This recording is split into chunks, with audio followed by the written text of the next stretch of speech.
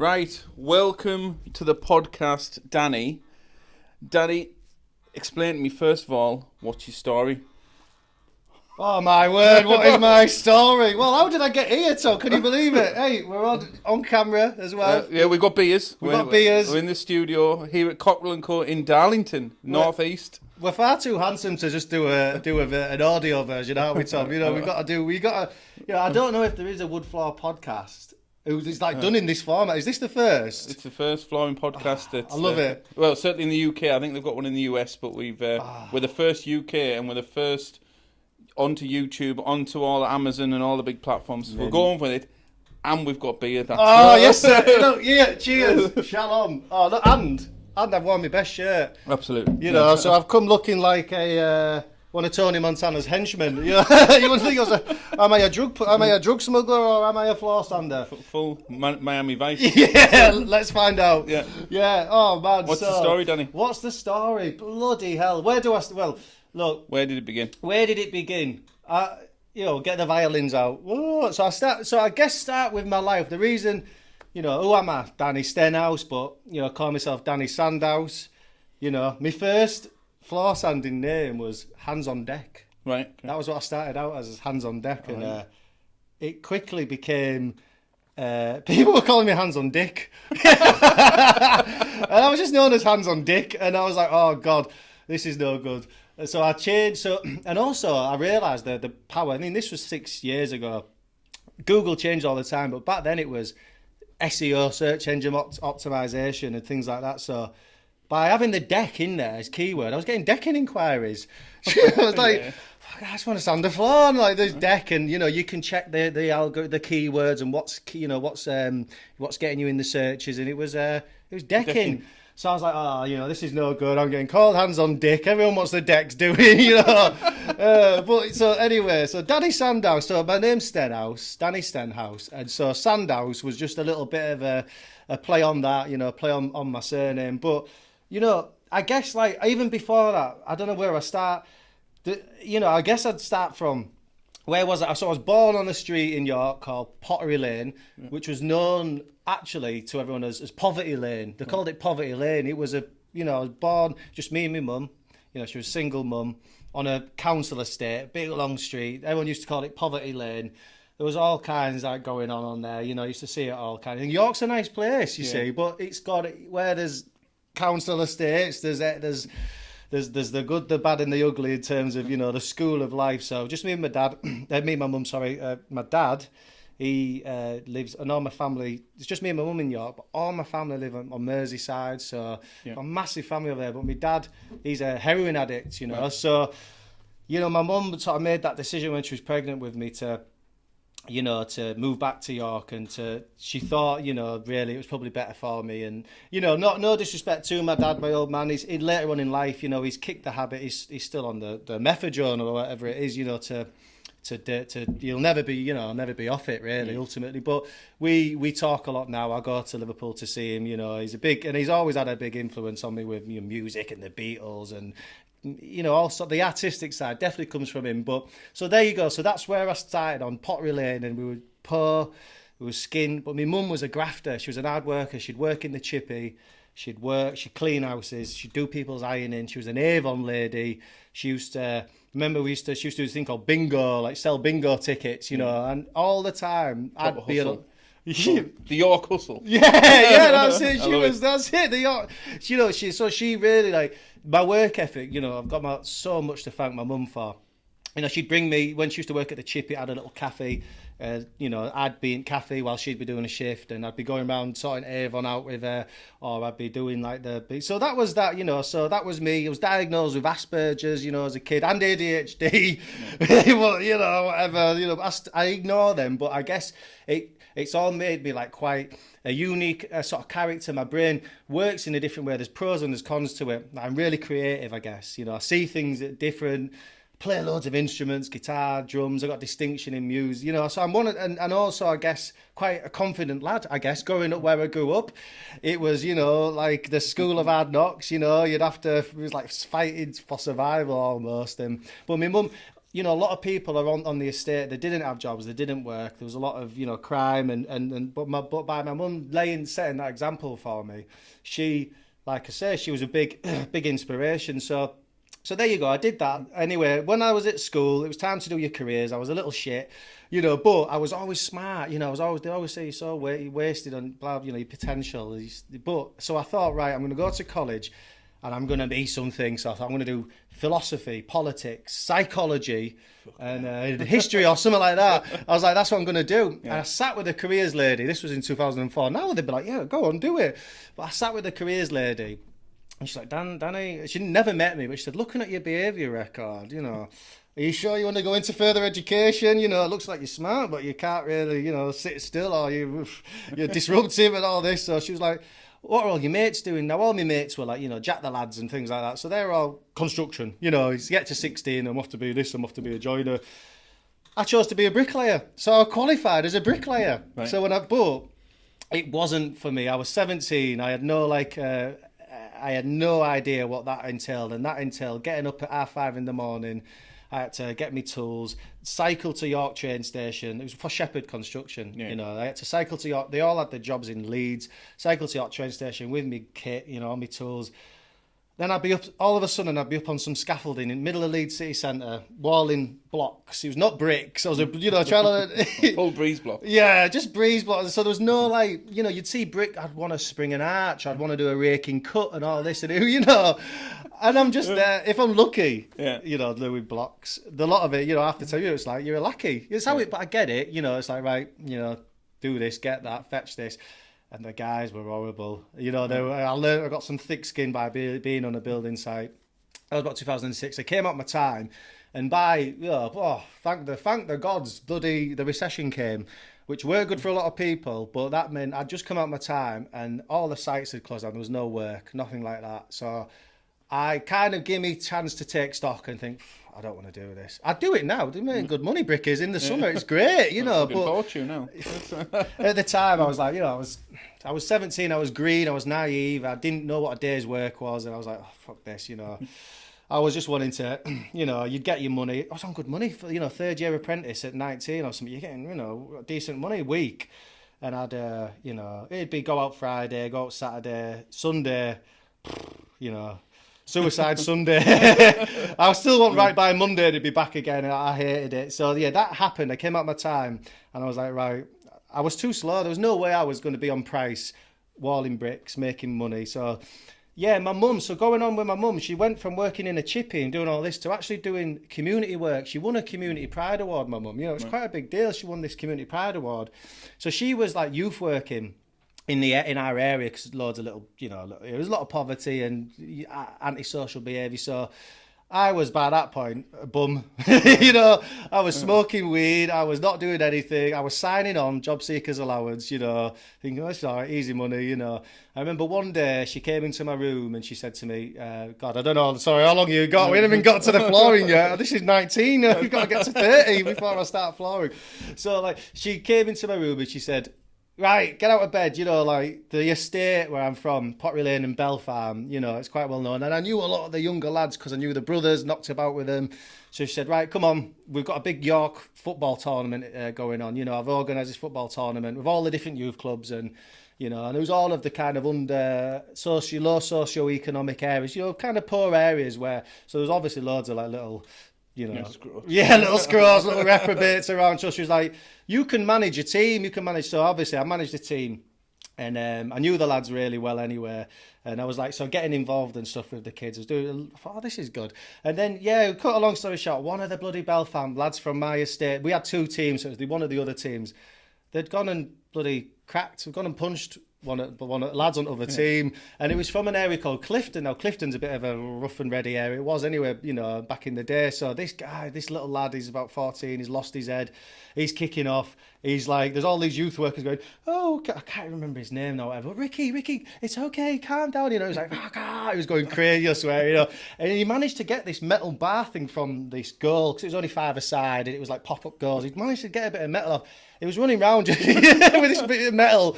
I thought, oh Christ, I'm gonna have to go and say something here. They're talking to him, they're not on his level. Like, how would I want to be spoken to like that? Not like, calm down, you've been. So I ran up to him, I said, hey mate, come on. I says, look, I know you feel embarrassed, he's cracked you. I said, you're on your own here, he's with all his mates. I said, you don't look like an idiot or out like that, there's 10 of them, there's one of you, all your mates have ran off, I said, come on, I said, let's go to this club. It was a clubhouse, there's like a gym with a bar. I said, let's go over there, let's go in there, mate. I'll get you a J2O, I promise you, mate. You've stood up to him, you've done your bit.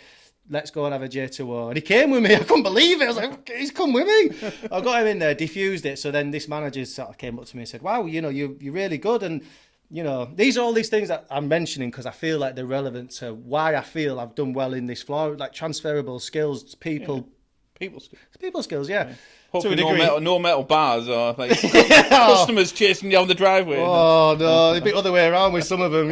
Can you just? Do you like this colour? No, actually, So yeah. Anyway, so cut a long story short, I did that for a bit, doing youth work. So I learned a lot. I was working for. Then I just worked my way up. I was working for the Ministry of Justice, working with some of the worst offenders in the country. But the money was rubbish. You're a support worker, and you'll always stay that way because you're good at what you do.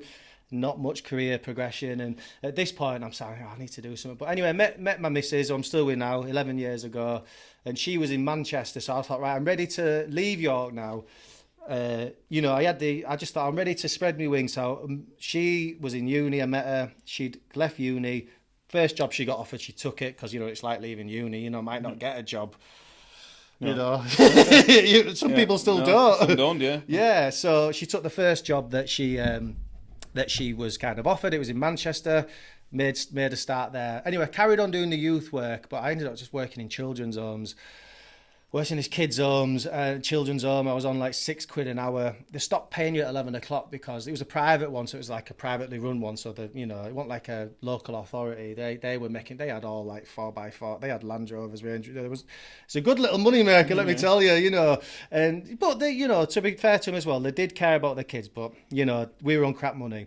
So at that point, I was thinking, I need something else now. I'm 25, 26 now. So the seed was planted, I need something more than this. And also, they stopped paying you at 11. These kids go missing at 1 in the morning. You've got to go out and find them. And I was going in, there was we had girls who were really at risk or going through child sexual exploitation. So bad stuff. I'd have to go pull them out of a crack den in a really bad part of Manchester where these guys who are in these houses, they don't give a shit who you are. I had my lanyard on. They just think you're like a social worker or you're one of them. They were really, it was very scary stuff. And I'd have to really it was I had to just hide the fear that I was going into somewhere that something could happen to me and be like, nope, come on, what's your name? So come on, Emily. That's not what she was called. You come in with me, come on, need to get and I would do it, So I just thought, no, I'm not getting paid for this. No. Fair. You'd get a sleep wage, which was 30 quid or something, she was asleep and never was. So, right, so that was that. So we bought an house, me and the missus in Manchester. Then I seen the estate agent, he pulls up, cool mank, nice car. I thought, showed me around the house, having a bit of a laugh and a joke with us. I was like, oh, I can do that. And that's kind of I thought, I can do that. So I got a job as an estate agent. Right? So in Manchester, I ended up being, look, I'm obviously very humble. I ended up being amazing at it. I know it was amazing because it was tangible. They'd release, it was for a corporate agent, so they're nationwide and very salesy, mate. Training, you name it, the whole feel, felt, found, oh, Mr. Smith, is that I can understand how you feel, and Mr. X felt like that, but what he found was this, to try and, get them and all the spiel, all the scripts, and I was just really good at it through my youth work. I was just really good at empathizing or knowing what people wanted, finding stuff out about people, but I became a bit immoral with it as well because, you'd find stuff out. I didn't even have kids at the time. You'd be like, you find soft facts out about them. You got any kids? Yeah, me too. I didn't have a kid, but me too. Oh, nightmare. Oh, I'm knackered. Do you know what I mean? And so I was so good. I was top on sales, viewings, mortgage appointments, booking in the valuations, which is the most important thing because if you can't get the house on the market, that's the key to all the business. The seller pays the edge. So I was great at it and top of all the league tables. I learnt a lot. Then I got like kind of recruited to a more independent agent in a really affluent part of Manchester called Didsbury. So blah blah. It's a long one. This. Keep it going. Yeah. So what had happened there was I got really good at sales and I was really good with people as well, and also marketing. We had to market houses. We had to market properties, and I got to know that a house wouldn't sell, and I'd be able to go into Rightmove through the back door and see the data, the click-through rates. I used to love data, like analysing, and sometimes you just do one thing, like take a better picture where it was a sunny day and it wasn't raining and it didn't look gloomy, and there was, all right, the house has been on the market for 4 months now, we've got leaves on the trees, it was winter. I'd take a different picture and then you'd see the stats go up and the phone would ring, and I was just so amazed by little details like that. And then not only that, I was dealing with clients who were money people, investors, and that's really what planted the seed. There was people, I'd always ask them, because it was part of the job, what do you do? Get your soft facts, find out about what they are. They're more likely to, people by people, which I'll keep repeating that mantra, they're more likely to, come back to you. It's a bit of a, you're a salesman and that kind of thing, and you got to let them know you're a bit human, and even though you're probably half the time lying just to, but I'd meet all these different people who were in Manchester, millionaires, investors. Some of them couldn't even write, but they were fucking great. Excuse my language. It was great with money. They knew how to buy. Del Boys type thing. There were Mancunians. There was posh. I'd always ask them what they did. And you know what, mate? There were some people that just, one guy laughed and said, I sell paper clips. All right. He imports stationery from China, but paper clips and this. Millionaire.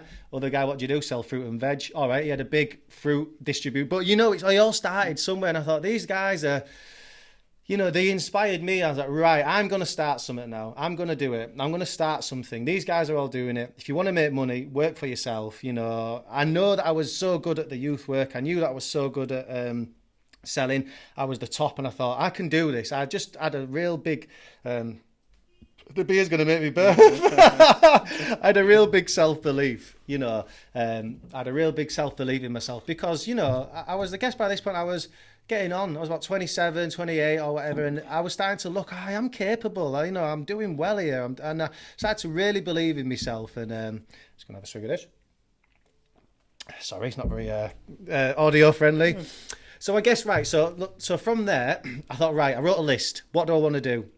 And it was I started thinking of things, I was going to set up an online agent because that was at the time where high street agents, there was not many online agents. This was 2017. There were Purple Bricks had popped up or whatever, but there wasn't that many. And I identified a place in Manchester. It was growing and growing, and it was great for investors, great for first-time buyers. And the thing with an online agent is all you need is a website, and people to trust you. But I could do that. And I was going to sell this, but my missus, and I understand, I was with her. She said, Danny, I don't like the person you're becoming. Let's just say I got a bit Wolf of Wall Street, what I mean? The friends I was meeting, it was always go for a few beers after work. It ended up, we're all, 10, and thinking we're all, I don't know what we thought we were. The missus were happy with it. And, she said to me, don't like the person you're becoming, don't like it. I kind of thought, oh, I don't like the sound of this. She's kind of, if I carry on, that's that. I thought I bought an house with her. So anyway, I thought, right, I'm not going to do it. I made a list. So, right, online agent, no. Could maybe make money, but no. Lot of hours, no. And then I've got another hobby. I like picking locks, right? Which is probably a bit... I love it. I know. So much so, listen to this, I'm going on a tangent here, but the client, this is honest to God's truth, I've got 2 pictures of him that I sent him, I'll show you as God's honest truth. I like to talk to people. Talk a glass eye to sleep. That's what once people have said to me. I told him, and it's a similar story. No wonder I got the floor sanded. He asked how I got to where I was. I told him this exact story, and he said, I've got 2 locks I need you to pick. One of them was a money safe that he'd lost the key for, and one of them was a post box that he'd lost the key for. Anyway, picked him for him. Poof, did it, So anyway, I thought, right, I like picking locks. I'd buy locks online and do it. Just like people do Sudoku, whatever it's called, or people do crosswords. People play whatever, online bingo. You pick locks? I pick locks, yeah. I didn't mention the fact that at one point before the youth work, I got arrested for car theft as well. You know what I mean? So that's how I ended up working with kids, because my mum was like, come on, work with these kids, kind of thing. You've been there, you've done it. You need to steer them on the right path, and that's when she brought them. So yeah, sorry, but hey, I'm clean now. A long time ago. So anyways, into picking locks, and then I thought I could be a locksmith. But I thought about it and I thought, oh, hang on a minute. No one really wants the locks. No one who gets locked out of their house. Everyone pissed 4 in the morning. You got an emergency line, and yeah, you could probably charge them premium, but some pissed up moron's gonna, some drunk moron's gonna be like, look, tell me, I have to go there and unlock 4 in the morning, get out of bed, and so I thought, no, I'm not gonna do that. And anyway, the next door neighbours to us had just had their floors sanded. It was only a smallish living room. It was like 2 beds, like semi in Manchester, 15 square metres or something. They were like over the fence. They said, oh, we just had a quote to have our floor, like you do, chatting over the fence with the neighbours. We just had a quote to have our floor sanded. They said, like, 550 quid. Like, that's, can you believe it? You know, and I was like, ping, that was it. I was like, right, that's it. Floor sanding, that looks brilliant. And we'd had our floors done by the same guy. That's why they was telling us, because we recommended it. We got ours done by this person. And they must have waited about a year or so, and the price had gone up, you know, like the prices go up. And they were like, you know, and I remember watching him do it. He turned up. He didn't say a lot, you know, but he turned up. He said, yeah, what do you want? Yeah, sand and lacquer. Yeah, great, you know. And then he put his headphones in and just started sanding. And I was just mesmerised watching him start the machine, old pine boards. And he just ran his machine over on that first cut. And it was like, bang, look at that. You know, like everyone says to me now, oh, wow, it's, you know, it's done after your first cut. They're like, oh, wow. And you're like, yeah, I've got another day here, mate. You know, this is just a 24 grit, you know. But I was like, wow. So that was it. Soon as, and again, I always have this, maybe it's misplaced courage or confidence, but I thought, I can do that. So that's how it started, mate. So there you go. Who's down there? There you go. That's who I am. That's who I am. When you decided to set the business up, what was your first setup? Because I've got a good story with this. No, actually, I'm going to tell you my story first. Yeah, because I've spoken too long here. So I had a Citroen Saxo VTS that was on coilovers, really low down the floor, big exhaust, had the big bore 4 on the back. And I got bought out of my flooring business that I was with a business partner. And I went down B&Q in Darlington and bought a Makita Hoover, a Makita sander, a load of sandpaper, and I put some adverts out, and I won a job. Without doing it, how hard can it be? I think I actually didn't. I put some leaflets out around Middlesbrough, and this lady, 50s floorboards, only had what was it? Only had paint on it, so it looked an easy job. So I think I charged her 1,200 quid, something like that. Yeah. So I thought, I'm in here. Printing money. 250 quid for the sandpaper, 1,000 quid in a week. I'm like, I'm in here. Yeah. But remember, booking the holiday to Jamaica, to Barbados, you know. But remember, I only had bought my, with the money I'd got when I'd been bought out, I only had a Makita orbital sander. And I spent 4 days with knee pads, 60, 80, 120, 240, like literally with this 160 quid sander that was amazing at the time. Yeah. And then I was like, I don't know how to put lacquer on. And I'm like, I remember thinking, and I went to like a friend, I went to this person, went to that person, and I actually remember putting on Ron Seal Diamond Glaze because you can't get it wrong. And the woman was happy with it, but it was the worst 5 days of my life. I got paid off that job and did some other floor fitting, but ended up buying a higher tech sander. But that's why I'm asking, what was your first rig and how much it cost you? I love it, mate. Oh, what a question. Because that was painful for me. I wouldn't wish that on my worst. You could use that as a punishment for like, you know, criminals or, you know, like Japanese prisoner of war torture, innit? So my first setup was, so I thought I was going to be a sander without, like, I've never ever done it, but I was just like, I can do that. You know, and there's something about that, having that confidence in yourself. It does go a long way. Pride does come before a fall, and you will make mistakes. You will learn the hard way. But I thought, I can do that. Go on YouTube. Because how many times have you done DIY now? And it's like, oh, right, your car. Something's up with your car. Go on YouTube. Oh, yeah, I'm a mechanic now, you know, whatever. How do you turn the service light off? Yeah. Bosh, done. Yeah, wow, you know, how to put a curtain rail up. Or I've done so much, you know, with buying the house with the missus and doing the work. I was like, I've learned how to do that. So I've learned I'll do it on YouTube, you know. Came across this channel, How to Sand a Floor. The guy now has become a friend of mine. So shout out to Ben Osborne. If you don't, he needs to come on. You need to do a chat with Ben Osborne because I love the lad. He's like the Simon Cowell of the wood floor world. And I hope you don't mind me saying this. I think Ben Osborne's on the spectrum a bit. I tell him I think he's a bit Asperger's because he's got such an amazing mind. He can communicate too, but he's so blunt. He's so upfront. You know. So anyway, I watch his videos. Me being the happy-go-lucky chap I am, found out his name. Found him on Facebook, messaged him. Hi, mate, I've seen your videos, blah, blah. I'm looking to get into this on my own, you know what I mean? I remember he shut me down. So he was like, well, that's a bit disingenuous, you know what I mean? Like, you're going to start charging people. And he had a point. I thought, yeah, he's got a point. You're going to start charging people for work you've never done. You know, he's like, you know, mate, it's a bit risky, you know, you to pull it off. So I thought, yeah, the lad's got a point. So what I did do, before I even get to my setup, was I thought, right, well, I've got wood floors at home. Drove the missus mad, right? For 3 weeks maybe, I sanded and finished my lounge floor and my kitchen floor. There was like, you know, 8 times or something, you know. Honestly, higher tech machines? Yeah, the higher machines. Dreadful. And, tell me about it. Learn the hard, but if you learn on that, it can only get better. Yeah. Oh, yeah, it's like dream. So I came back to him 3 weeks, and I am a quick learner, like I say. It's part of like I do my own branding, my own web. I love doing it. I did my own website. I do my own logos. Sometimes I think if you can't do it, outsource it to someone that can, you know, definitely. But I love doing that. That's like something I really enjoyed. So I managed to get these floors looking banging. So there we are. I'm proud as punch.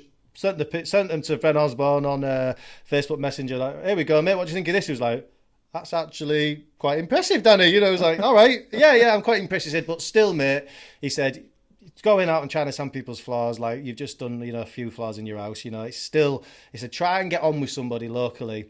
So what I did was, there's this company in Manchester, I'll say the name, called New Life Floor Care. They're good, they're smashing it, they charge a good price, they do all kinds, they've got all bases covered, you know, they know, you know, but I thought, well, I went on Google, floor sanding jobs, you know, like you'd find one, but something came up, a floor sanding apprentice. So I went for the interview. I thought, here we go. Because I was always going to move back to York. After 10 years in Manchester, I thought, I miss home. And I was like, right, I'll learn here, move back to York. I'm not then stepping on his toes or whoever's taught me, set up in York. So I went for the interview, smashed it, you know, and then they turned around and said to me, right, you will move on to sanding floors, but it'll be in a couple of years. We will get you on that because, of course, I get what they were saying. They said you only get one shot at wood.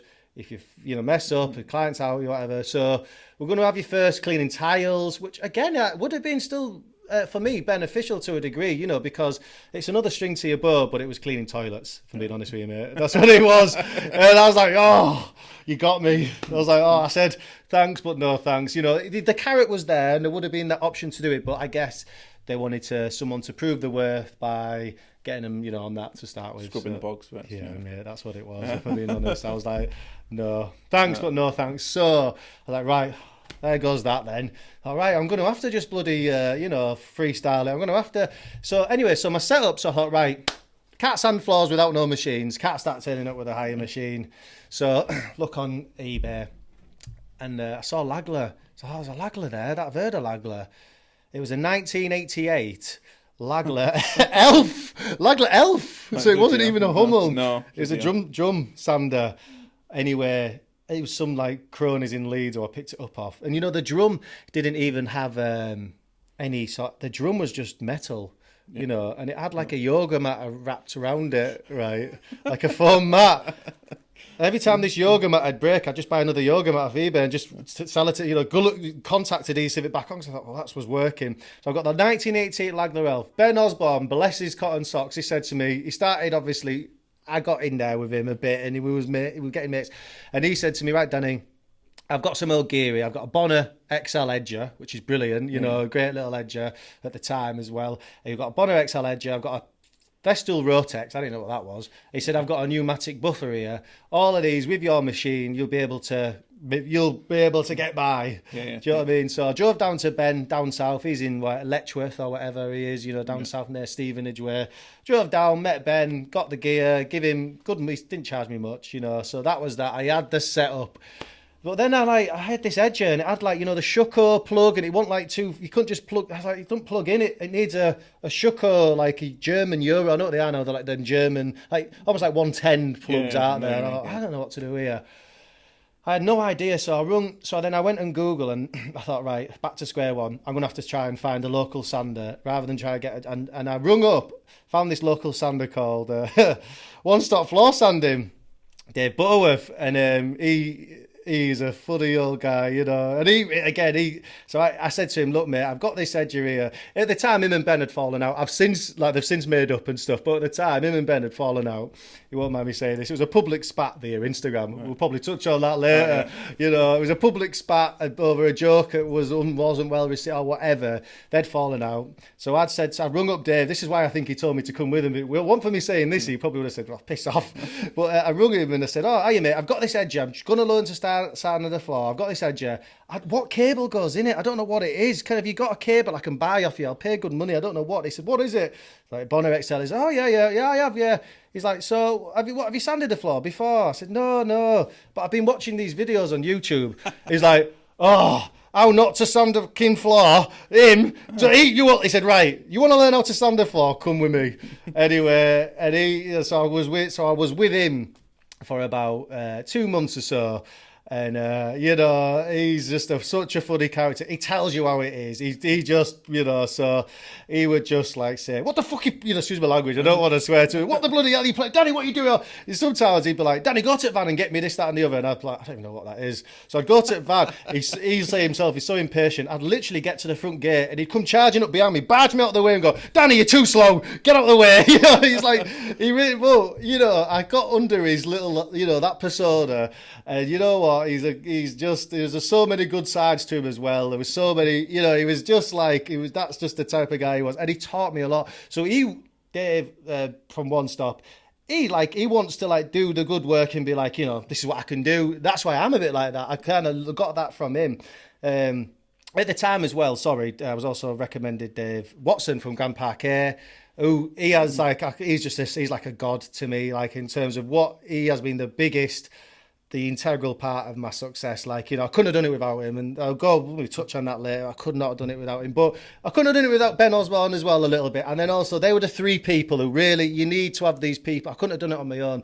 So yeah, in the end, cut a long story short, I started getting mates with Butterworth. We'd go for a few parts. I'd get under his, you know, got to know him. He'd start saying, "Are you quiet, Danny?" I'd learn. He started doing these really fancy oiling pine boards. It's not easy. No. Sanding's got to be bang on. But he'd do it, and I'd see him do it. So I just thought it was normal. So I started doing oiling floors with a Lagler Elf, no finishing sand or nothing. I was just oiling floor. I thought that was it.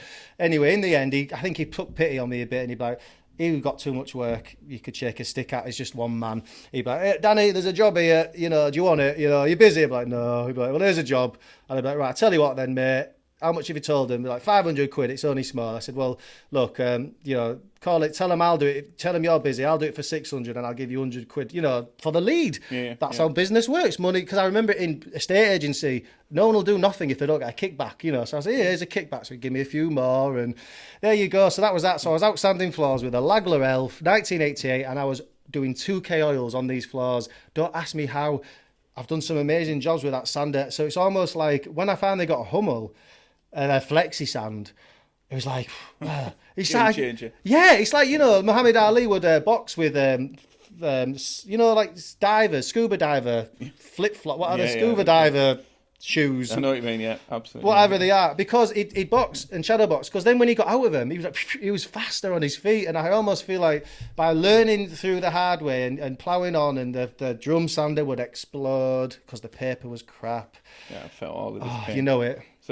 So you then, I'm assuming you then sold the house in Manchester and then moved to York. Yes. And how does the business look now?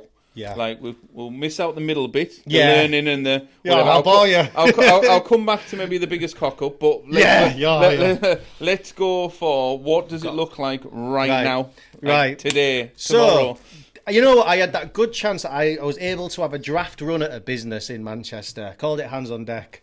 As I touched on. Yeah. And I was able, from that point, to go back to York and start afresh. I'd learnt Google, I'd learnt search engine, I love learning it. While I was sanding floors, I've got my earbuds Excuse me, I'm sorry. Oh, we're live and direct. We're not going to do beer again. No, no. You have to do wine. I know. We'll get on the gin. Oh dear. So yeah, what was it? So I had that other. So I learned it all. I love it. I love putting the earphones in. I love learning. I was listening to all this stuff about how to sort my website out, H1 tags at the time. Now Google, they don't, SEO's dead. Google just say pay us and we'll make sure you get seen. Yeah. And because they realised, hang on a minute, there's, we can just cut out all these middlemen, SEO gurus and or whatever. Or, well, no, it's still relevant. You do still have to do some little things and stuff. So it is. But Google in the end had AdWords. It just kind of blew a lot of that market away of like, you still get the guys messaging you, we can get you more of this on Google. Yeah. But yeah, so I'd learned it all. I'd listened to I'd be standing 7 hours a day and I would just have my earphones in and then my ear defenders over it. Listen to our podcast as well, doing it, listen to, whatever podcast, history, all this stuff. But at the time, it was all about growing. All I wanted to do by this point was prove to the world, prove I could do it. So, yeah, so I had the chance to rebrand SANDHOUSE. It was like starting, I hit the ground running. I knew what I was doing, no mistakes. What my business looks like now is, I'm getting my phone, I'm busy. I've had lads. At one point I had 4 lads. I'm back to being on my own. I'm a bit OCD, maybe. I'm probably not the best person to work under. Don't employ your friends. That's one thing. I've got a different standards. There's different people when they work for you. They've got a different mentality. And I'm back to being on my own. And again, we'll touch on I had a baby. Yeah. So we could talk about how that changes things at some point. So what it is now is, without sounding too smug, they're at the point I always wanted to be at where the phone rings, the website inquiries come in, the Instagram inquiries come in and the Facebook ones, and I pick the best. Yeah. I could take the cream off the crop.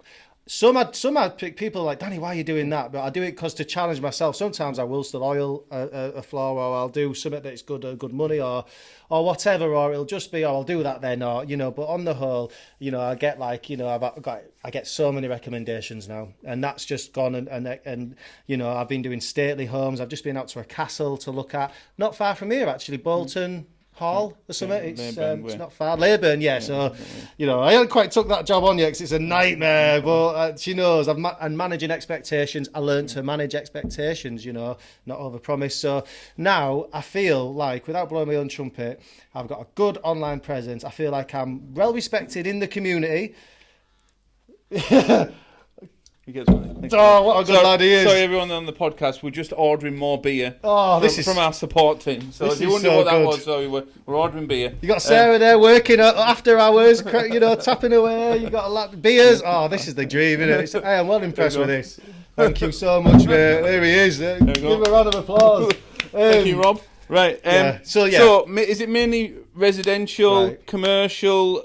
Are you working for Mrs. Smith? Yeah. Is that what the game is? So that's what you're doing? Again, so through trial and error, like, I don't really like working for third parties. I just, builders are like, some are really good and they're invested, and I've worked for architects. Yeah. Architects, I've got a lot of architects who know who I am now, who ring me up, like this Bolton Hall one. That all started because I worked on a job called Brockfield Hall. It's a stately home in York. I did some of my best work there, reclaimed Georgian floorboards, top nailed, white oiled. They had a 400-year-old quarter sawn, triple herringbone, like English oak floor. It had not been sanded for 60 years just to re-oil it. I painted a checker. I sanded some floorboards, filled them, and did a checkerboard. Right. Okay. That was one of the hardest jobs I've ever. Because he'd never do it, but I did it. I challenged myself, and that was one of them where. And so the client. I'm not hopefully dying. I'm sure, I don't think it's a secret, but she is an editor for Home and Garden magazine. So all about the finish for her. So she loved the fact that, I'm so, autistic about the detail and the finish. And, and then her architect would come around and speak to me, and he had a real eye, and he liked it. He's called Rupert Cunningham. He's great. He does some great work. See his Instagram. He's just, every single house is like Downton Abbey. He goes to, but he's a good architect, Have you done the architects' houses? Because they're yes, they're funny ones. Damn right, I am. They always want solid wood with a creamy white that isn't white, that might be white, that could be matte, that isn't matte. Or they've got a spec and they want to use. You've hit the nail on the head. In 1988, we used to use this thing called something. It's not made anymore. And it's like, I want that. Well, they don't make that anymore, but I want that though. And it's like, well, like they used to spec all the old solid Junkers and stuff like that in residential. yeah. Like, we're not in the 80s. Yeah.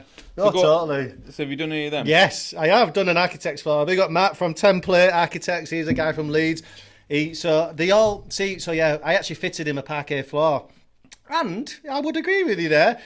Matt, bless him, he'd just be like, can I just borrow you? Can I just say, but he's an architect. And that's what I loved. He's pushing me to do the best work I have. He's got high standards. Like, there's no cutting corners here. No. You know, it's almost like you're in. You know, you're in there with the guys who have the eye. So it's like nowhere to hide. There's no blagging. You know, can't blag them. You know, so I enjoyed it. So yeah, so I'm getting now. Like I say, I've got these people. You build up your client base, and so I'm not too big for my boots. I will still go and sand up some pine boards for Wayne and Debbie, first-time buyers who don't have a lot of money, and I can be, if I feel sorry for someone, sometimes I can do them a better price. Whereas if I know they've got the dough, I can give them the price. The estate agent. Yeah. I'll never hammer anyone though, because I'm always aware, and I'm aware of my competition. I do what I feel is fair. Sometimes if you can make 500 quid in a day, then don't be greedy. That's another thing. The more you push it, I've realised this. So when I was pushing price, 30, one point I was 30, I was 35, then I was 40 a square metre, and then I was going higher. But when you start going higher from like a certain sweet spot, they'll start picking snags, or they'll start the slightest thing. They'll start like, hang on, so it's just finding that sweet spot, and it's knowing your competition, knowing what they are, knowing what maybe the painter and decorator with the higher machine is, and also knowing your worth. I'm not trying to say that I'll go cheap to get the job, because I don't have to now. I'm literally, the phone rings, I've got a good reputation, like I say, I get a good price, but I'm always fair, you know what I mean? Like, say if I'm like working off 40 a square metre or something, and it might come to 645, I'll say, well, I'm at this, it's 40 a square metre, 645, call it 6 then. You know what I mean? Give them a little wink, and I'm happy, they're happy. So that's what SANDHOUSE now is good. It's going as good as it can. I'm at capacity. I've tried everything. I've tried fitting the floors. I've had a team. I've gone back down. You've got to do what works for you. Like I say, I like working alone. My hat says lone wolf, you know what I mean? I'm a lone soldier. I like working alone. I like being in control, man. I like it. So, and yeah. do you think the birth of baby SANDHOUSE has calmed you down? Little Bobby? Yes. Do you think that's wound you back in and calmed you down? Totally. So, yeah, I must confess, I was a massive weed head. I used to smoke a lot of cannabis. Since having him, it's a complete game changer. You can't be stoned at 3 a.m. when it's a feed, or and just for his sake now. No. I want to be a great dad. I'm told you I missed out on having a dad. I want to be the best dad. I'm having another, by the way, in July. Well, I'm not, but she is. So we've got another one coming, another little boy, and so. Yes, it has. I was running I used to turn up to jobs like fucking stoned. I'd smoke on weed on the jobs, and the clients wouldn't, like, they'd kind of, even this Brockfield Hall job, I remember once I thought it was Coastal Scare, I was having a spliff, and she came like, Daddy, and I was like, oh, fucking hell. She was like blowing in her face. She was like, could I just borrow you for a walk? And in the end, she didn't care, because the work was there, and I just make a joke and say, it keeps me in the zone, But I think my work would speak for itself so much that I wouldn't advise that to anybody, like I say, at all. In fact, I would not advise it at all. But because I think I was a little bit unorthodox, there's I think we were saying this earlier. I think maybe we'll touch on it. Like, people will sort of, you do your videos where you give like good advice, or I'll do, but someone will always say, that's not how you do it, or you don't do it like that, and it's like... Let's go on to that then, Tony. Shall we? Yeah, let's... I don't know what the question, but you're having a baby. Basically, I was running 2 businesses, I had 4 lads, I was fitting floors, now I'm just sanding them. There you go, that's that one. The baby's calmed you down. Yeah, but, But I think on the podcast, we get asked... I asked the question of what's the biggest problem. And a few lads have answered, mainly the contractors, maybe not the bigger boys, but the contractors on the ground. Everyone fits a floor differently. Everyone sands a floor different. Everyone runs a business differently. Yeah. And one of the biggest problems maybe in the flooring industry is the social media bullying. I'm gonna label it as people's opinions and people's dick swinging. That's probably totally lynch mobs. A bit like a lynch mob in it sometimes. Yeah. And it's funny we didn't. Yeah. Sorry. It's not. Well, we didn't touch on. I'd never met you, and I'd felt like I'd formulated an opinion, and at the time, and you never met me, and I guess like, and you dropped a couple of videos that. Shots fired. Well, no, listen, I'm on this podcast now. I was going to start a podcast, weren't I? There was rockets over the bow. There was rockets, yeah. There was, get your, take cover. No, I was. So, that just shows you. This is like proof, I believe, how sometimes they don't even always listen to others' opinion or just formulating opinions due to that social media influence or WhatsApp groups, which can be really toxic places at the minute. They can be really helpful, really toxic. So I had somehow formulated this opinion that I thought like, I'm in one of these, I'm one of the lads, and I thought, there's a podcast now. I bet it's just going to be bloody, people that want to sell us stuff or things like that. And I was wrong, I started listening. I didn't even know who you were. I thought, well, I'm going to do a podcast then. Didn't do it 'cause I'm too busy. I had a kid. And actually, I started listening to yours and I thought, you know what? You start to feel like you get to know someone. And I'd never spoken to you before formulating these opinions. It's such a naive thing to do. I've seen this place here. It's like, wow, it's brilliant. And then you realise then that maybe people are projecting jealousy or not so much, or just why didn't I think of that, or like just negativity and things like that. And I didn't, but I listened to quite a few. I've listened to the one with Peter from KHR, Miss My Hardwood, Nikki, the one even the other week now, Scott Fraser, good old Scott from Elite Floor. It's funny that, he's a funny guy. And I loved it. And I realised then, bloody hell, you're doing a flooring podcast. You're going to have suppliers on. You're going to have floor men and women on, floor guys and gals, and I was listening. I felt like by you being standing on the floor, I'm listening, you're in my ears, and I'm like, this Tom in what I thought he is. He's all right. He's not bad. And I messaged you to say, credit where it's due. I was wrong or whatever, And then what we did was, I said, well, get yourself on a podcast then, because as I've always said when we launched this podcast, it is for everyone. If you're in the flooring industry, you come on. So a bit of a plug there. If anyone wants to come on, just message can come on. Get on it. Get some beers. And that's what. So the message on the podcast that I want to get about is, I keep seeing it across sanding. Obviously, the sanding, the wood guys have their own little, let's say, groups. Cliques. And such. Yeah, the carpet lads, the LVT lads. And there's just no need to take that. This is evidence of, I'm going to say, let's say, an individual taking the piss out of someone else for doing something for their own whatever. But we then had an adult conversation and said, hang on, we're both from the fucking northeast. Yeah. Let's have a couple of beers and bash it out. Yeah. And then we're here 2 weeks later, and there was just no need. So there was 6 months of negativity for what, But I started to realise, I think, by uncoupling myself from I left some of these groups, or and and that's the other thing is, if you're going to put yourself out there and high, the collateral damage of that is people are going to try and be snipey. I've just put a video up. It's got 50,000 views in 24 hours on Facebook, and I'm already got the know-it-all Nigels or the DIY Daves. That's not how you do it. That's wrong. And I'm like, a professional wouldn't. Professional wouldn't do that. I'm like, oh well, fucking hell. Then what do I know? But yeah, here we are. Anyway, going on to Talk to me about reels, Danny. That's what I want to. Right, because we all looking at again. I've looked at your reels. And I've known, because we own a social media company, we own a digital marketing agency, so we charge for doing people's social media. But what I noticed, by my own professional viewing, your reels get good traction, Yeah. You drop something, it gets 200-300 likes. Other people drop something, they get 3 likes. Yeah. So, give me your secrets. I've noticed, yeah, no, totally. That's the thing, it's like, it is a dark art, isn't it? You're right. And you're totally right, mate. You're totally right. And listen, what I would say to anybody is, as you can tell, I'm not afraid to fail. I don't know if it's through my life. Like I said, the early years of having nothing. I was on free school meals. We had no money. Having nothing. Or I don't know what it is, but I'm just not afraid to fail. And you know what? You will see some reels on there. I've probably just got 200 likes. But it's like, don't feel if you put something out there. Oh, no one wants to know it. Don't take it personally. If you throw enough mud at the wall, eventually something will stick. Consistency. Learn, adapt.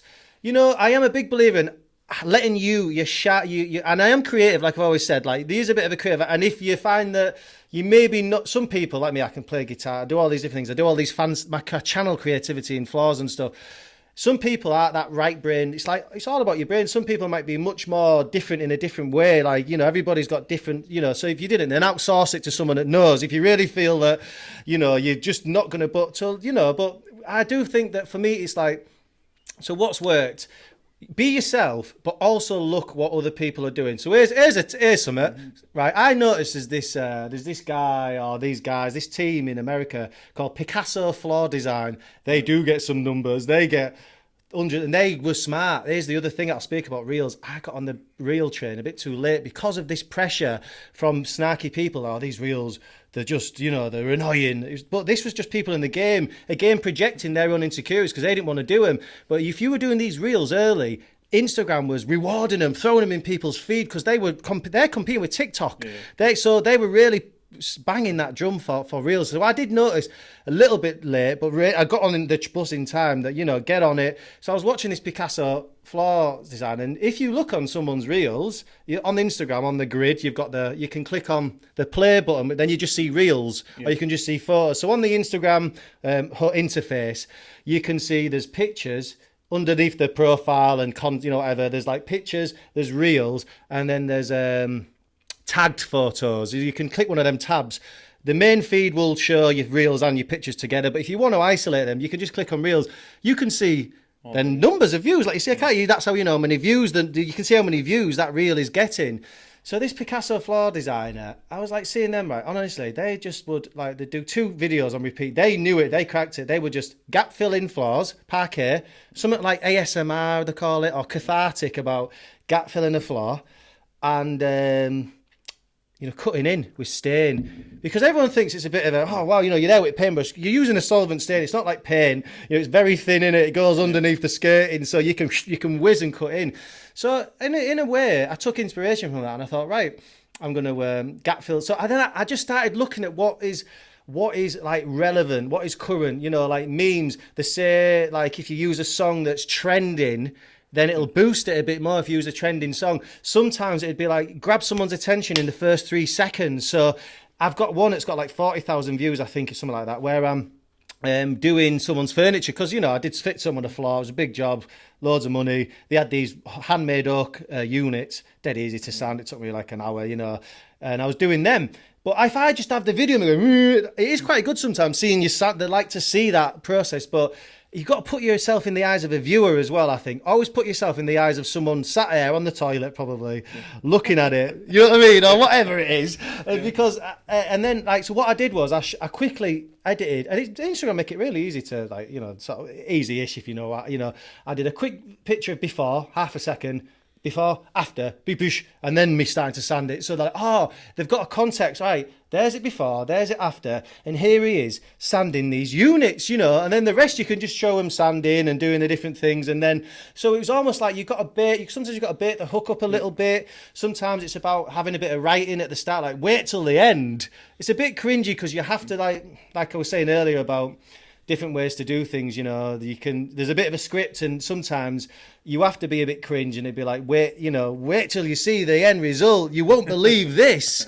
I don't quite do that, but you've still got to do something in principle, which, hook them, get them hooked. And so, and I was learning what did well. At first I was doing reels because I love the Beatles. I was putting the Beatles on there. They weren't doing that good because not everyone loves the Beatles, The minute I put some trending song on there and a few little, and then so it gets big. But sometimes I'm just being myself as well. People, I'm just giving sort of tips. Sometimes it's advice, how to check your wear layer on an engineered floor. Variety. Yeah. There's that old stupid thing, it's a bit cringe, but content is king. But it is. Keep it in here. That's what I've learned to think. I used to hate doing videos. I thought, I'm not doing videos. I'm not going on the camera. And now I just don't give a shit. I just exactly.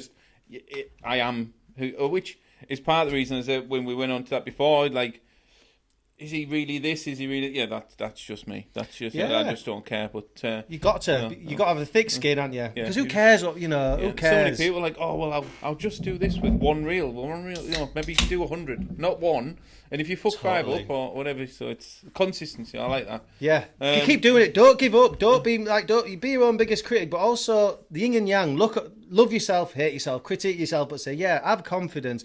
Just do it. Don't be a Luddite. Like I don't know if I said, like Blockbusters is no more because Netflix did. They didn't move with the times, and there is so you got to move with the times. You got to do it whether you like it or not. Don't worry about your WhatsApp group. Don't worry about what other in the game are saying. Half the time they're just a bit jealous, or why are you doing this, or why are you doing that. Be yourself. Go for it. If it don't get a lot of views, doesn't matter. Who cares? Keep going. Not every which ticket will be a winner. It's like a raffle. Yeah. Buy a few tickets, man. Don't care. The other thing interesting with social media, even though on the stats of how many views and things like that, and this podcast and all that, there's someone always watching that you don't know that's watching. That's like not in a bad way, like in a good way. Though there might be a customer that's been following you for years and years and years, and we've had them. I've been watching your floors for like 18 months, but I bought a house and now I need one, and it's like you just. Totally, so mate. You're not putting your stuff out. How the hell are you going to get found? Mate, I get so much work through Instagram. So much, yeah. Hashtags is another thing. There's another little tip, Hashtag your city. Hashtag, there's a lot of people with renovation accounts. Yeah, I got into these people, right? And they'd all follow each other. It would be like keeping up with the Joneses. And I knew it. Once I did Holly's, who was Holly at number 9... the little house on the hill would want theirs doing, because it's like, so I got into them, it's just like, and I guess that was looking for opportunities. That was the state agency that helped me do that. But yeah, totally, Tom, you're absolutely right. They feel like they know you before they even get you in the door. So half of your court is won because, oh my word, these beers, we're going to have to get, have you got any wine? Don't mix grape in the grain, bloody hell, that would be bad. So, but they already know me. I've already got the job. I just do not lose jobs. I do not expect. Yeah, I don't lose jobs, and that sounds such a cocky thing to say, but I just don't lose jobs. People feel like they know me. I immediately, on an inquiry, it comes in. If it's not through Instagram, send them my Instagram. And I link. They're all. You've got to link them all together one way or another. Use them to your advantage. And I don't pay. Not that because I get recommendations now. If I didn't and it was quiet, I would turn on AdWords because that's one way to get the phone ringing. Oh, absolutely. You get a lot of crap, but you got to find the gold nuggets in the crap as well, but your phone will ring. AdWords is a guaranteed way, but yeah, just by listen, if I could give people advice, definitely, be confident. Some of these reels that get 40,000 views, I might get like 40 followers or 30 followers a reel. All right, they're in Seattle or they're in India, but it just helps make your presence better. That you got a bigger following. When Sally, who wants you to do their floor, sees you've got 2,500 followers and you're just a wood floor sander, it's good, isn't it? It's good numbers. Some have got many more. You need 2 or 3 in York or wherever your city is, and totally, it's a couple of grand. It's more. It could be 10. Exactly, mate. So yeah, totally. So yeah, there you go. There's the reels. I recommend everybody just go for it. On the reels, move with the times. Yeah, totally. So, a couple of questions I want to ask, which are some of the old chestnuts on the podcast. What is the biggest fuck up you've done on a job? Hands down honest. I'll be honest. I am honest. If you don't know this by now. What's the biggest one? Said I was smoking copious amounts of cannabis on site, honestly, man. But honestly, with the way, like I said, a bit Asperger's, a bit ADHD, as you know, I talk a lot already. You've had it put, Tom, you've not got a word in edgeways. But it would just channel me down. It'll keep me, grounded for that respect. So, yeah, not advising everybody smoke weed. You'll probably throw a whitey on the customer's floor. Anyway, but the biggest fuck up. So, going back to when I was fake it till you make it, winging it back in the day. Yeah. My second floor I ever sanded. So it was before I don't even think I'd got on with One Stop or whatever. I was still like getting what I could, and a mate of mine was in construction. He had a mate, and he said he needed his floor sanded. He was a big bodybuilder as well. He was massive. This guy from York. I was still living in Manchester. I drove back to do it while he was away. There's pictures all over his house where he's like that. There's trophies every. Just for the podcast, Danny's now doing muscle pictures. Yeah. For anyone not watching, Get it on your TV. Come on, let me on your telly. We've made it. Yeah. So anyway, he's like that. He's a big guy. I think to make it more intimidating, I think he'd gone on a shooting holiday as well in Wales. So anyway, engineered floor. So he had this dog, was his love of his life. This poor dog. It was an old dog though, and with dog comes urine. Old dog, uncontrollable bladder. Yeah. 3mm well, which I didn't know at the time. You know where this is going, don't you? Black marks. So I thought, well, I've sanded a pine floor and I've got the black out. It's gone white. Anyway, I thought, well, it's engineered. So I was smart enough to think, start, don't go, don't. So I started on an 80. With it, I started on an 80 grade. I was like, Yeah, all right, you've been too cautious there, Danny. I should have known by now. It was black all the way through. Second floor I've ever done. All right, Danny, drop to 60. No, let's try 40. Don't ask me why. This is where I learned a big lesson that day. I dropped to a 24 grit on a 3mm engineered floor, which was just knackered anyway. It was knackered, so it was like skinned it to the bone, sanded through it. Sanded through. I've never done any. That's my biggest fuck up. Never sanded through a floor since. Never done it. Learned. But that, what happened with that job, mate? I had to ring him. I'm there. I'm like this. And I'm like walking around pacing, you know that you know when you've ever everybody makes mistakes, by the way, that's life. Yeah. But you know you get that sickening feeling. Yeah. You could just be sick. I'm pacing around and I'm ringing him like that, you know, and then I'm ringing him, I'm looking like that. Oh shit, is there doing this with muscles? I thought, oh god, then I rung him and I just said, look, your floor's knackered, mate. I was like, your floor's knackered. I should have been honest, I give it a go, but I said, I've sanded through it, I've got to be honest. He was sound. He was alright. He said, yeah, I know it's knackered, mate. Just make it look as good as you can. His house was going on the market, you see, and he just wanted to tie it up to go on the market. He said, I'll put a plant pot there or something.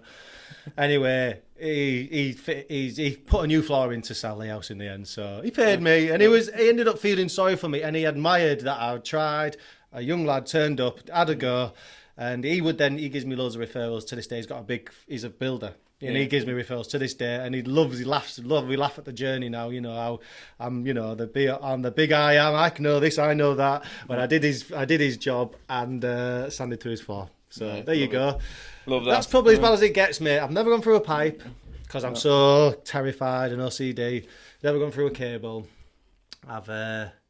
That's the only thing I've done. I haven't done anything. I've very rarely. I must have only had to do like 2 or 3 resands in my 6-year career because I'm so like autistic. And what? If you can keep it, not this bit. Maybe keep it a little bit shorter. But what is the bit of advice about the flooring industry? Not about sanding. Let's say. What's the bit of business advice you've received that you use to this day? Do you know what? I wonder if I wrote this down, like, because I was writing little ideas, you know, the best advice.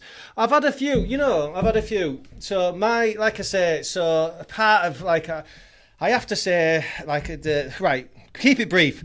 So Dave Watson, at the early days, I would ring him and he'd just troubleshoot for me over the phone, and he would talk me through getting out of jail of the job, like, so many times. I don't need that advice anymore. But the best advice I've got was watch your overheads. Do you know what I mean? Yeah. Watch your overheads, because, you know, you can quite quickly, you know. And then the other one was, you know, believe it or not, it was Vernon from Floristar, and he'd just sort of say, you know, when you've been in these groups or you think people were talking, Vernon would just say, Danny, fuck everyone else, mate. You know, you go to work, you do your job, go home, don't talk about any of this shit, you know, like the negativity. Vernon was like, Danny, who gives a fuck? Excuse my language, but he's like, he's had a point. It's like, yeah, and I admire Vernon so much, you know, Vern's for the podcast. Vern's world class, because Vern came to me as an apprentice welder. Trained him. Oh, really? Was he? He was an apprentice welder, and stuck in. Did his job, turned up, was reliable, really took pride in his work, got him a van, etc. And then Vernon bought the business from us. Yeah. And still now, he uses all the tactics and the quality and the pricing, everything that we do at Cockerill and Co. He just absorbed that like a sponge, said, I can't remember, how old was Vernon, Sarah? Like, he's left school or something, was he? 18 or something? No, but when did he take the business over? I don't know, 25. Let's say let's say it's mid-25s. And he's just kept to the same process, built a massively successful business. Not huge, but successful sanding business, but just done the same processes. And so hats off to Vern. He's, everybody's trying to reinvent the wheel or do this, do that. And he's so knowledgeable. He's very humble. He knows every species or whatever. He doesn't try and be, you know, he's just, you know, he'll love it. He does his job and he does it well. He sticks to it. And he just was like, Danny, who gives it, you know, why are you, like, you know, and he talks sense to me. He tells you how it is as well. He told me, and that's part of me. like just stepping back from like leaving these groups or like just not getting involved with. Who cares if this supplier charges this much for that? Who cares? Not me, you know. And he was like, that's because he was said to me, Danny, come on, go do your job, get home, forget about it. You know what I mean? Two things with Vern as well, that his own personal stuff, which is quite blow his smoke here, but two things. He'll always ask for help. He will ring and say, what would you do in this instance? Humble, isn't he? He's humble guy. And he still does that now. That's brilliant. And then the second thing, he's sharp as a button with his numbers. Like you said about your overheads. Yeah. Or you send him an invoice for lacquer that's 24 pence more than it was last month. He's like, it's 24 pence more. That's the Darlington. Whoa. That's the Darlington in you, though, isn't it? You're all like that. You're all quite savvy lads. It's about Darlington. You're just, you know. I've sold him a tub of glue, and he's like, it was 58 quid last time, mate. It's 58 pound 20 pence. Jesus, Vern. But yeah, anyway. There you go. Yeah. So that's that. Keep it low, and then and like I said, with regards to Dave Watson, he just has done so much for me. I have to say it because I've said everything about everyone, but he's just done things where he's turned up to my door with an order which weren't going to make it. He's come on bank holiday weekends with stain that I didn't have for a big job. He's come on jobs parquet. He taught me how to lay parquet. He taught me how to fit for free. He taught me, just wants to. There's a man who really, he's just a woodmore floor. He's a woodman's woodman. If he just loves it. He don't want to take over the world. He just loves. It's his hobby. It's his passion, and he just wants to just help. And he just helped me as so much. I can't tell you, I wouldn't have been able to do it without him. So he would have took, as I said, everyone. I know I didn't name dropping everyone, but that man he's become a mate as well. He's become a mate, and he's just a top guy with regards to And I think that's the other thing we say about all this negativity. I think he kind of did something because he was an ex-guy on the tools, sort of thing, or he's done.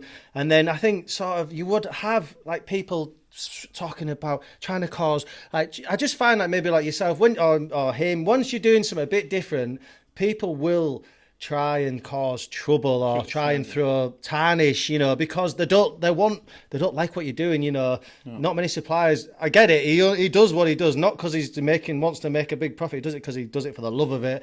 He's driving out way on this bank holiday weekend or coming to me on a job, my first ever parquet job, came with me and just led the charge on wrapping parquet on an island. I thought I can fit a floor now.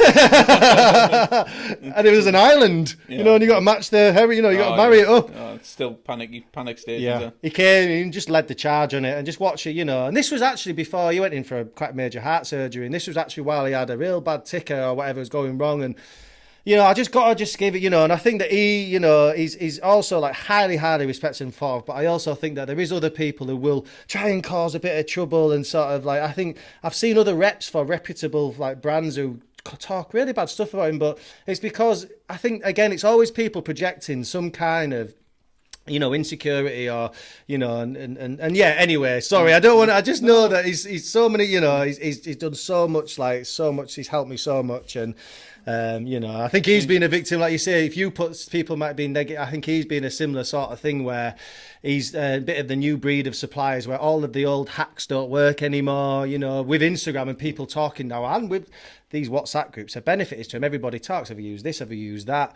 Now. So I guess it's like, these. Yeah. So I've got to give a massive thanks to him. He's a massive part of my success. I think the key message there, really, for the podcast listeners, that anyone's listening and running a flooring business, is it's okay to ask for help. Yes. The right help, and totally. also, it's fucking lonely doing it on your own. It's much harder. And me and Sarah have done stuff. Why have mentors? Why have this? Why have that? Because it's fucking easier doing it with someone else. I agree. So that's totally. That's a great thing with Dave. And it doesn't matter who it is. It can be friends, family, suppliers. As long as you trust them, know them. That's one way to grow your business. It doesn't financially, just in sort of knowledge, let's say. Yeah. But what I'm going to do now, Danny, is I'm going to go in the quick fire round. And I've been waiting for this, yeah. And these are quick fire. Really? What? Don't you want a long answer? We're going to be here, and Rob's going to have to go and get some more beers. Yeah. So, sorry, everyone. The old chestnut: McDonald's, Burger King, Five Guys, or Domino's. Wow, this has changed. What we're ordering? Five Guys, mate. But Burger King, Five Guys. Five Guys. Yeah, totally. So we're not a Five Guys virgin. That's fine. We'll get that out of the way. No way. Sunbathing or skiing?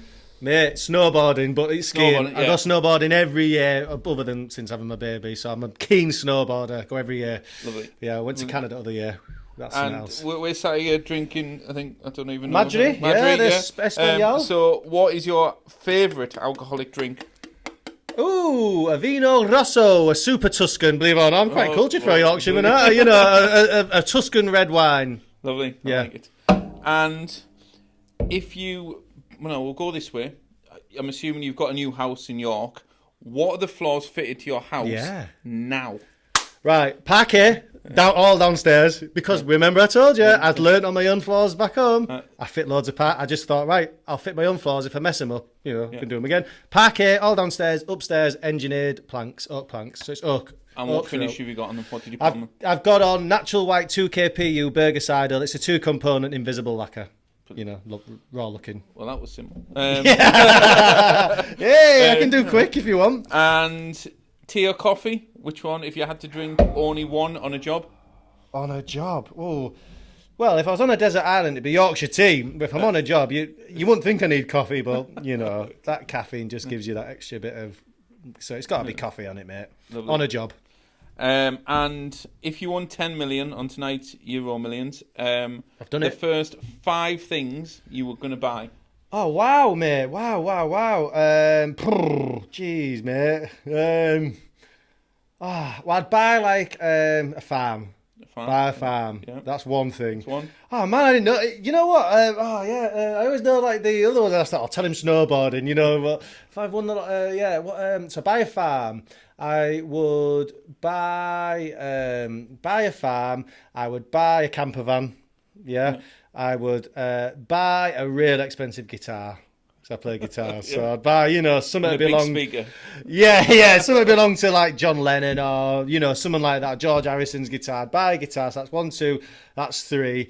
I would buy, 10 million. I would, given all the youth work that I've done, I would put like I'd buy some kind of something for young people, like a bit like a training school for naughty kids who can go and do hands-on stuff. So I'd buy some kind of, I'd be a bit like a philanthropist, like I'd buy a like a kind of school for naughty kids not naughty but disadvantaged people. I'd try and invest in I'd try and invest in the community.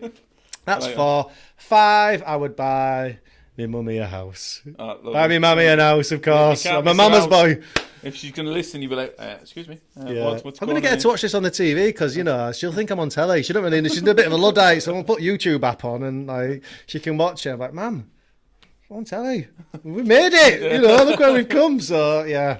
And what dream vehicle? I know you said camper. What type of camper would it be? Or have you got a car in mind? Would you like a car or? Yeah, no, totally. That's a good point. Yeah, no.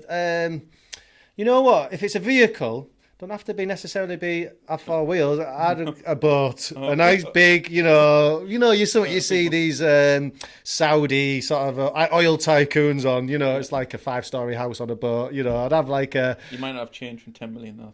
Really? Is that what you can tell? Maybe have a little yacht down Scarborough. Yeah, I'd get like a Max and Paddy camper van. Remember Max and Paddy? Yeah, I'd get like that. Yeah, that'd be great for me. That'd be me. I love it. Less is more. Brilliant. So, Danny, as that brings the end of the podcast, where can everyone find you on social media? Obviously Instagram, but is there anywhere else you're lurking, or is that the number one place? I mean, that's where I put a lot of my chicken eggs in that basket. Instagram, so at Danny Sandhouse or Sandhouse Floor Sanding. Everything just duplicates through to Facebook anyway, so that's where you'll find me, man. Danny Sandhouse, Sandhouse Floor Sanding. If you've not had enough of me by now and if you're still listening to me, that's where you can find me. So nice one. Thanks for listening. Thanks for having me. Thanks for watching. I'm watching, yeah. Wow. And I think the message on this podcast is don't make assumptions over anyone until you've sat down face to face and had a beer. Totally, mate. Are we gonna go I will also add. Yes, cheers to that. I will also add that it's okay to be wrong. Yeah. And as long as you think I was wrong there, don't fall on your sword, don't die on a hill. I was wrong. We're always wrong. No one's right all the time, so it's okay to be wrong. Yeah, and we was. Yeah. Thanks very much. Thank you so much, mate. Thanks for having me.